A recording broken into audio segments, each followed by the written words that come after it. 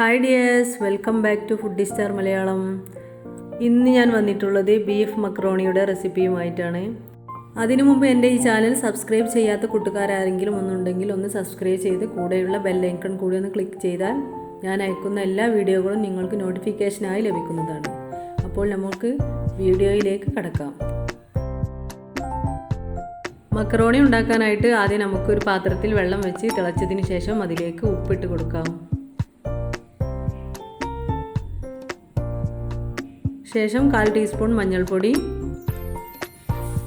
1/2 teaspoon oil ഒഴിച്ച് കൊടുക്കാം. Macaroni തമ്മിൽ ഒട്ടിപ്പിടിക്കാതിരിക്കാൻ വേണ്ടിയിട്ടാണത്. ശേഷം നമുക്കതിലേക്ക് മക്രോണി ഇട്ട് കൊടുക്കാം.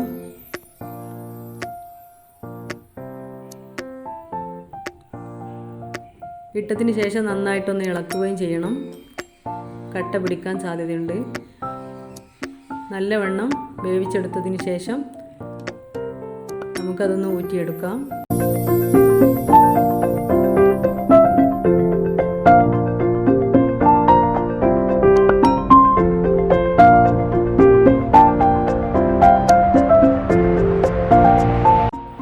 അപ്പോൾ ഇതെല്ലാം ഊറ്റിയെടുത്തിട്ടുണ്ട്. ഇനി നമുക്ക് ഗ്യാസ് സ്റ്റോപ്പിൽ ഒരു പാത്രം വെച്ച് അതിലേക്ക് കുറച്ച് വെളിച്ചെണ്ണ ഒഴിച്ച് കൊടുക്കാം.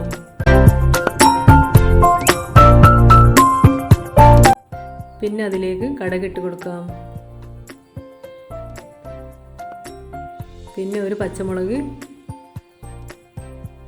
ഒരു വലിയ ഉള്ളി കൊത്തി അരിഞ്ഞത്, ഒരു തക്കാളി എന്നിവ ഇട്ട് നല്ലവണ്ണം വഴറ്റിയെടുക്കാം. ആവശ്യത്തിന് ഉപ്പും ഇട്ട് കൊടുക്കണേ.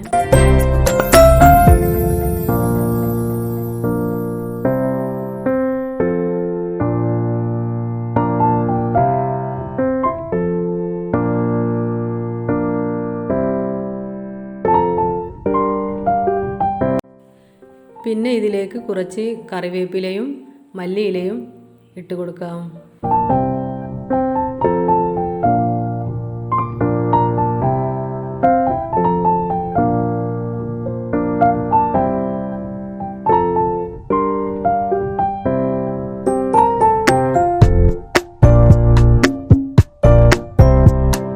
പിന്നെ ഇതൊന്ന് വെന്ത് കിട്ടാനായിട്ട് കുറച്ച് സമയം ഒന്ന് അടച്ചു വെക്കാം.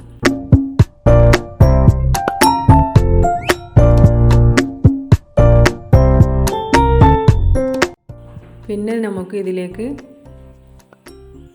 1/4 ടീസ്പൂൺ മഞ്ഞൾപ്പൊടി,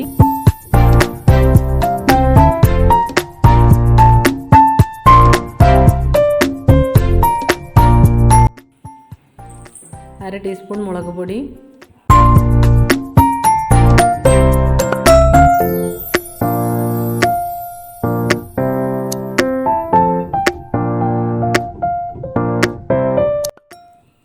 2 ഏലക്ക ചതച്ചത്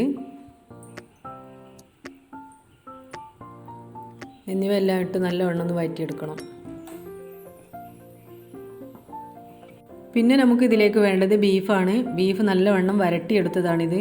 മഞ്ഞൾപ്പൊടിയും മുളക് പൊടിയും മല്ലിപ്പൊടിയും ജിഞ്ചർ ഗാർലിക് പേസ്റ്റ് എന്നിവ എല്ലാം ഇട്ടൊന്ന് വരട്ടിയെടുത്തതാണ്. ഇതൊന്ന് ഇതിലേക്ക് ഒഴിച്ച് കൊടുക്കാം.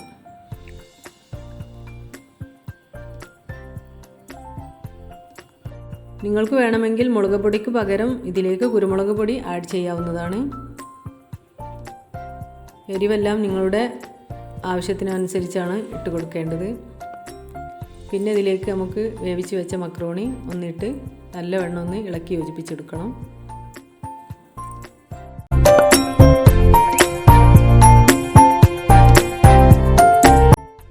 പിന്നെ നമുക്ക് ഇതിലേക്ക് സോയാ സോസ്, ടൊമാറ്റോ സോസ് എന്നിവ കയ്യിലുണ്ടെങ്കിൽ ആഡ് ചെയ്യാവുന്നതാണ്. പിന്നെ ഇതിലേക്ക് അരിഞ്ഞു വെച്ച മല്ലിയില ഒന്ന് ഇട്ട് കൊടുത്ത് നല്ലവണ്ണം ഒന്ന് ഇളക്കി യോജിപ്പിക്കണം.